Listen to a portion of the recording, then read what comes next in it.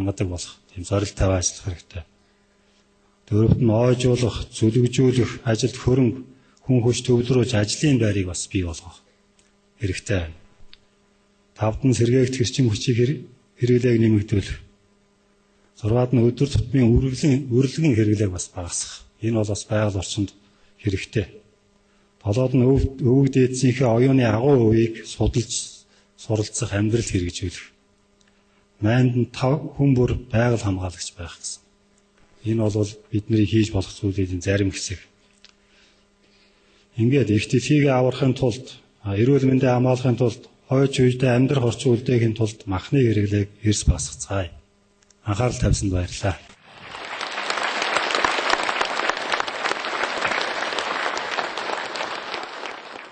Thank you, Dr. Iqbal, for describing us the major consequences and effects of global warming.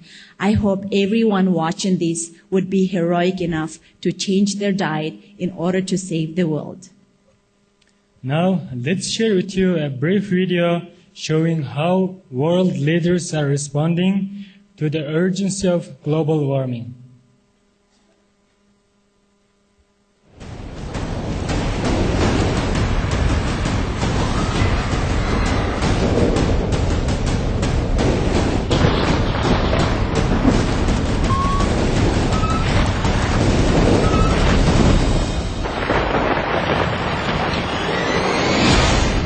The hour is late. It's time to decide. I'm quite confident that we will make choice wisely. In addressing global warming issues, the scientists have made it quite clear. Climate change as a self-inflicted wound, if you like, can wipe out the very meager assets. We have a climate crisis that is a planetary emergency. We are so close to the red line that perhaps we may wake up tomorrow and find that there's nothing to save after all. We have reached a point where we have a real emergency. The message should be clear. Climate change must take its place along those threats like conflict, poverty. Climate change is responsible for conflicts that can only deepen in the future if we don't act as soon as possible. It's the only thing that I believe has the power to fundamentally end the march of civilization as we know it. You will have a catastrophe, add it to another catastrophe. Climate change means catastrophically violent weather. Like wildfires and devastation. Rising sea levels. Rising food prices. To the spread of disease. If the future of the world depended on me, what would I do?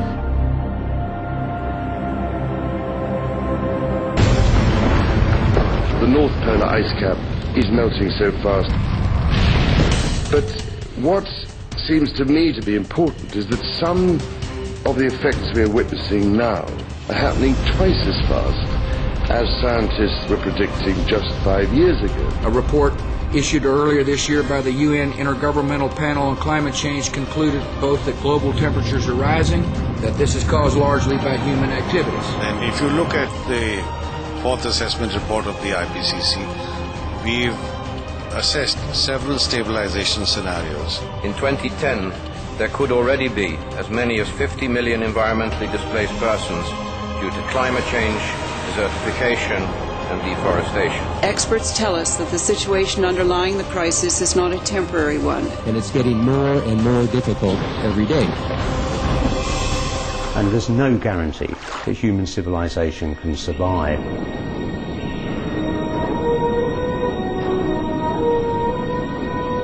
The doomsday clock of climate change is ticking ever faster towards midnight. We are simply not reacting quickly enough. Do we need to move faster to answer the question? Yes, we do, because we have less time than we thought we had. So climate change is obviously going to have a major negative impact. The scale and the pace of environmental change at the beginning of the 21st century are a serious wake-up call to us as human beings on this planet. We know without a doubt that global warming is a reality, and the question today is not is it happening and not is it bad, but what are we going to do about it? We are all part of the problem of global warming. Let us all be part of the solution. The challenge you face is to prove to people that you are serious about adaptation to the unavoidable. Meat production and consumption is hugely intensive in terms of carbon dioxide emissions. More than all cars, trucks and ships added together. Unless we change our food choices, nothing else matters, because it is meat that is destroying most of our forests.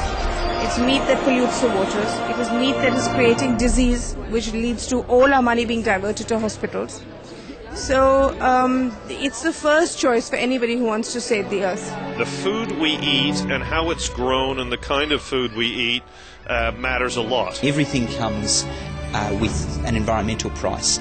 Beef production in particular. We consume far too much meat in this world. Because there's where the climate problem is, our meat consumption. Something that's harmful even for human health. 我们今天要减少二氧化碳的排放啊。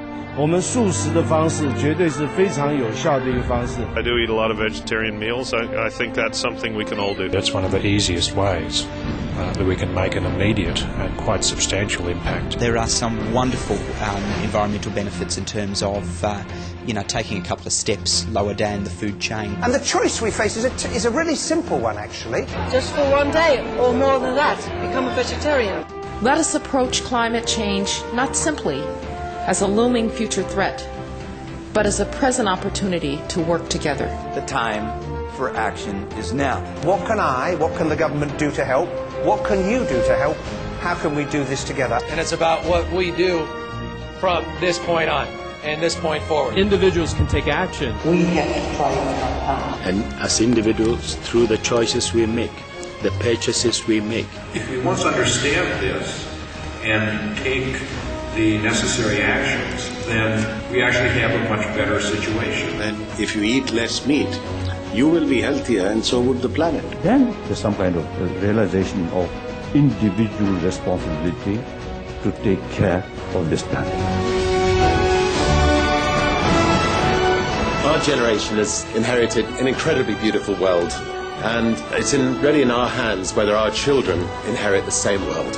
That is our duty, so that our children can have a decent quality of life on this planet. We cannot be anything less than courageous and revolutionary in our approach to tackling climate change. It's a win-win situation if you eat less meat. Living in harmony with the natural world is the only way for the future. 6 billion people, one planet, one chance to get it right. Be veg, go green, and save our planet.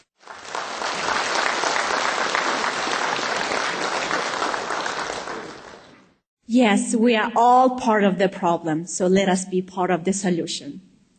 Our next guest speaker is Dr. Ching Hai, Ambassador Extraordinary and Plenipotentiary, Doctor of History. He has recently been serving as a member of United Nations Educational, Scientific and Cultural Organization Executive Board.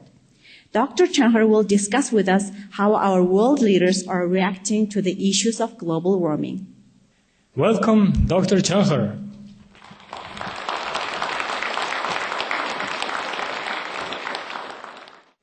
Esteemed participants of this international conference, ladies and gentlemen, distinguished Master Ching Hai, I should like to thank the organizers of this international conference, namely Master Ching Hai International Association, its Mongolia Center, and the supporters, the Standing Committee of Mongolian Parliament for Environment and Nature, and Ministry of Natural Environment and Tourism, Ministry of Health and Public Care, and also Mongolian University of Science and Technology.